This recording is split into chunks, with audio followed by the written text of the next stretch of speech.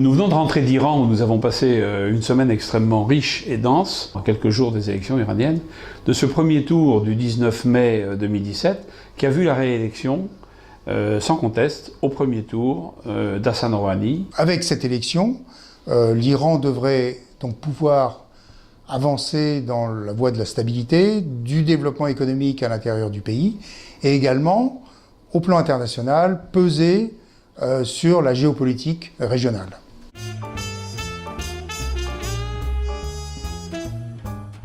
Il existe un taux de chômage élevé qui frappe notamment la jeunesse, cette jeunesse particulièrement nombreuse et éduquée, bien formée. On peut aussi évoquer le système bancaire qui n'est toujours pas interopérable avec celui du reste du monde. Le règlement du conflit syrien dans lequel l'Iran est évidemment impliqué au premier chef. Il y a également le conflit avec le Yémen qui est le théâtre de l'affrontement entre l'Arabie Saoudite et l'Iran, le revirement de la politique américaine. Rappelons que l'Iran avait de grandes attentes autour de l'élection de Donald Trump et qu'aujourd'hui, il y a une certaine incompréhension.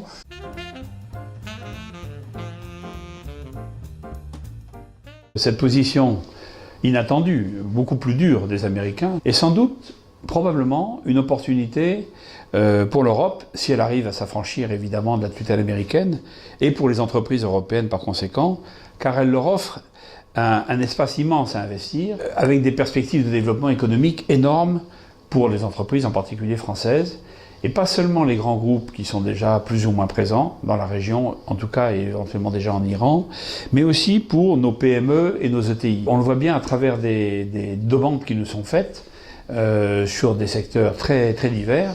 Ça va actuellement du tourisme. Il faut rappeler que s'il y avait 5 millions de touristes en 2015, on en attend 10 ans plus tard, en 2025, quelque chose comme 20 millions. On compte quelques 300 projets de rénovation ou de construction d'hôtels, des vrais besoins de lignes supplémentaires, Téhéran-Paris, et pas que Téhéran-Paris, mais aussi vers d'autres destinations, comme le Canada, par exemple. Et puis, bien sûr, toujours, l'eau, la désalinisation. Il y a également un besoin dans le domaine du textile. C'est le deuxième secteur le plus important après le pétrole. La cosmétique, qui est un sujet qui intéresse beaucoup et les Iraniennes, mais aussi les Iraniens. Dans le domaine des télécoms, l'Iran est un opérateur majeur, c'est le premier dans la région.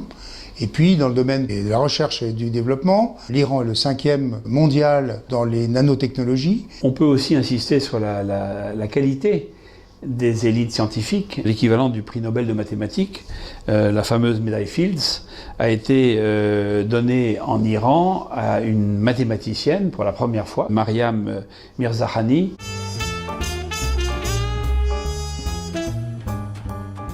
Les pouvoirs sont imbriqués, les pouvoirs officieux se mêlent aux pouvoirs officiels, et que même dans la même tendance, il peut y avoir des influences contraires.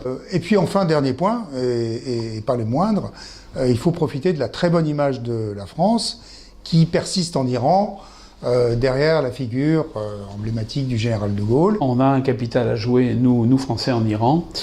Et pour y réussir, eh bien, il faut vraiment se donner un petit peu de temps, disposer des bons appuis, privilégier les vrais réseaux de confiance, de puissance aussi. C'est pourquoi, en ce qui nous concerne, nous avons développé un partenariat avec un cabinet financier parisien, bien connu, qui permet aux entreprises françaises de faciliter les flux lorsqu'elles font du business. Certes, il faut noter que, heureusement, les échanges entre la France et l'Iran sont repartis à la hausse pour la première fois depuis 2010, mais force est de constater aussi que la France reste quand même à la traîne des autres investisseurs, et en particulier des Européens. On note qu'aujourd'hui, dans le tableau des partenaires de l'Iran, la France ne figure pas parmi les 10 premiers. L'Iran, qui est un immense pays, qui devrait connaître en 2017 une croissance de plus de 5% selon la Banque mondiale, a vraiment le vent en poupe.